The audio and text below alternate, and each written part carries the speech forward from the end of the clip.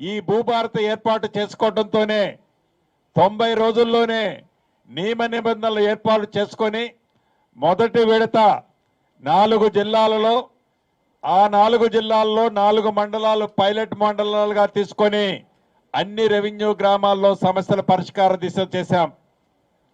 రెండవ విడత 28 జిల్లాల్లో 28 మండలాలు తీసుకొని పైలట్గా అక్కడ సమస్యల్ని పరిష్కరించే దిశగా వడివడిగా నడుస్తున్నాం. రేపు అంటే జూన్ 3వ తారీఖు ఇలా రాష్ట్ర అవతరణ దినోత్సవం. జూన్ 2వ తారీఖు అంటే తెలంగాణ ప్రజల చిరకాల కోరిక చిరకాల ఆలోచనని నెరవేర్చింది తీర్చింది శ్రీమతి సోనియా గాంధీ గారు, ఆనాటి ప్రధాని మన్మోహన్ సింగ్ గారు, కాంగ్రెస్ పార్టీ. ఈ 2వ తారీఖు ప్రత్యేకత ఎలా ఉందో ఈ భూభారతి చట్టం 3వ తారీఖు రేపటి నుంచి రాష్ట్ర వ్యాప్తంగా అన్ని మండలాలలోని రెవెన్యూ గ్రామాలకి ప్రతి గ్రామానికి ఎంఆర్ఓ స్థాయి అధికారులు వారి టీమే ప్రత్యక్షంగా వస్తారు. అప్లికేషన్ కూడా అధికారులే తీసుకొచ్చి మీకు ఇస్తారు. దాంట్లో మీ సమస్య ఏంటో టిక్కు పెడితే చాలు. మీ సమస్య ₹1 కూడా అప్లికేషన్ ఛార్జీకి ఎవరు కట్టనవసరం లేదు, ఎక్కడా ఖర్చు పెట్టాల్సిన అవసరం లేదు. ఆగస్టు 15వ తారీఖు నాటికి ఆనాడు భారతదేశానికి స్వతంత్రం తెల్లదొరలను పాలదోరి మహానుభావుల కష్ట ఫలితంగా స్వతంత్రం వచ్చిందో అదే పద్ధతిలో ఆగస్టు 15వ తారీఖు నాటికి సాధ్యమైనన్ని ఎక్కువ సమస్యలని రాష్ట్ర వ్యాప్తంగా భూ సమస్యలను పరిష్కరించడం కోసం ఈ రేపటి నుంచి 20వ తారీఖు దాకా ఫుల్ ప్లెడ్జ్ లో ఈ భూభారతి చట్టాన్ని ప్రజల వద్దకు తీసుకుపోవడం జరుగుతుంది. ప్రతి రెవెన్యూ గ్రామాల్లో రాష్ట్రంలో ఉన్న రెవెన్యూ గ్రామాల్లో ప్రజలందరూ మీ సమస్యలని ప్రభుత్వమే మీ ఇంటి ముందుకు వస్తుంది.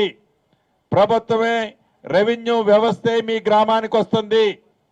మీ సమస్యలని మీ గ్రామాల్లోనే పరిష్కరిస్తుంది. కాబట్టి తప్పకుండా మీ గ్రామాలకి వచ్చిన రెవెన్యూ సిబ్బందితో మీ సమస్యలని తెలియచేస్తే పరిష్కారం దొరుకుద్దని తెలుపుతున్నాను.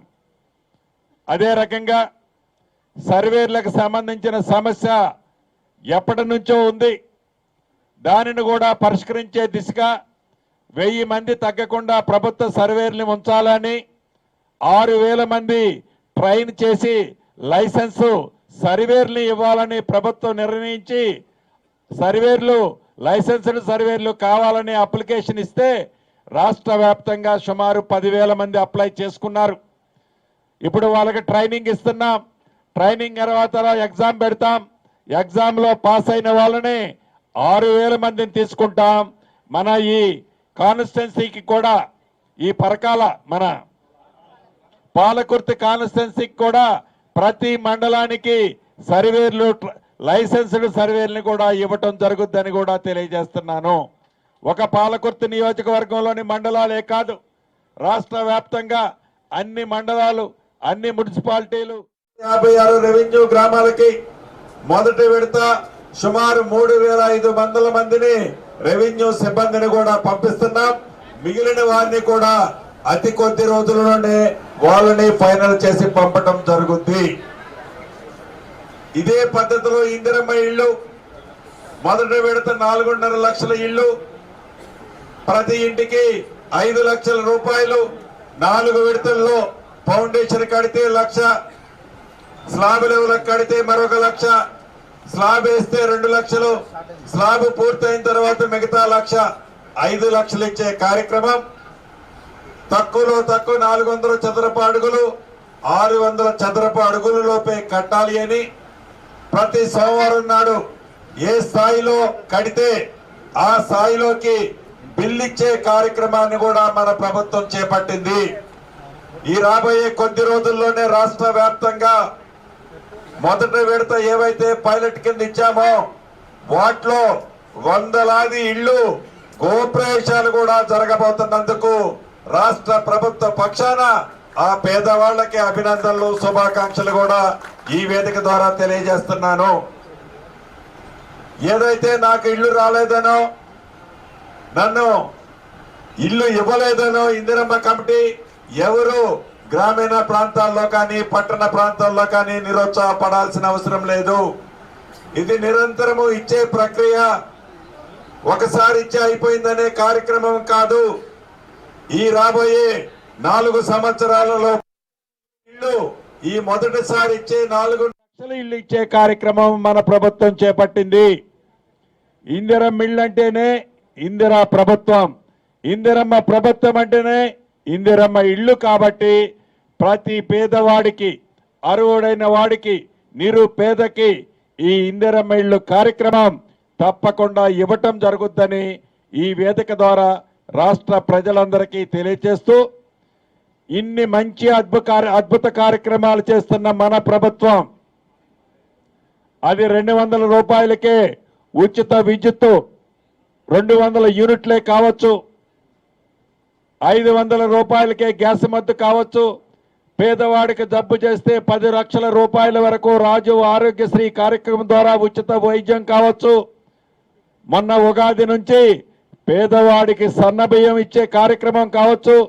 10 సంవత్సరాల్లో రేషన్ కార్డులు ఇవ్వకపోతే రాష్ట్ర వ్యాప్తంగా ఇప్పటికీ 17 లక్షల మందిని వారి కార్డులలో ఎంటర్ చేశాం. కొత్త కార్డులు కూడా రాబోయే కొద్ది రోజుల్లో ఇవ్వబోతున్నాం. ఇందిరమ్మ ఇళ్లు కావచ్చు, నిరుద్యోగ యువతకి రాష్ట్ర ప్రభుత్వం సుమారు 58,000 ఉద్యోగాలు ఇచ్చాం. సన్న వడ్లకు మద్దతు ధరతో పాటు బోనస్ 500 రూపాయల క్వింటాల్కి ఇస్తున్నాం. ఇలా అనేక సంక్షేమ కార్యక్రమాలు చేస్తున్న మన ప్రభుత్వం రాజు యువ వికాస కార్యక్రమం కూడా యథార్థంగా ఈ రోజు నుంచి మొదలు పెడదాం అనుకున్నాం. కానీ రాష్ట్ర వ్యాప్తంగా మేమెవరూ ఊహించనంత విధంగా అప్లికేషన్లు వచ్చాయి. ఈ అప్లికేషన్లు వెరిఫై చేయకుండా, పేదవాళ్లలో బహుపేదవాళ్ళని గుర్తించకుండా పద్ధతి ప్రకారం మనం బెనిఫిషియరీ లిస్టుని నిర్ణయించాలంటే టైం పట్టుద్ది. కాబట్టి ఎక్కడ చిన్న పొరపాటు కూడా జరగకుండా ఉండాలి అనే ఉద్దేశంతో నిష్పక్షపాతంగా, పారదర్శకంగా ఇవ్వాలి అనే ఉద్దేశంతో మరికొంత టైం తీసుకోవటం జరుగుతుందని కూడా రాజు యువ వికాస కార్యక్రమం గురించి రాష్ట్ర ప్రజలకు తెలియజేస్తూ, ఇది పేదోడు ప్రభుత్వం, ఇది పేదోళ్ల కోసం ఉన్న ప్రభుత్వం, పేదోడు బాగోగుల కోసం నిరంతరం తపించే ప్రభుత్వం. ఈ ప్రభుత్వం రాబోయే ఏ ఎన్నికలు వచ్చినా, అది ఎన్ని సచ్చిన పాములు ఏ నియోజకవర్గాల్లో ఉన్నా, సచ్చిన పాము తోక చివర తోక ఆడిచ్చినా ఆ తోక జాడిచ్చే కార్యక్రమం, ఆడిచ్చే కార్యక్రమం ఈ ప్రభుత్వంలో నడవదని కూడా మరొక్కసారి ఆ నాయకులనే చెప్పుకునే వారికి తెలియజేస్తూ, ఈ పేద ప్రభుత్వం, ఈ పేదోడి ప్రభుత్వం రాబోయే రోజుల్లో పేదవాళ్లకి కన్న కలలు నెరవేరుస్తుంది గౌరవ ముఖ్యమంత్రి రేవంత్ రెడ్డి గారి నాయకత్వంలో తెలుపుతూ సెలవు తీసుకుంటున్నాను.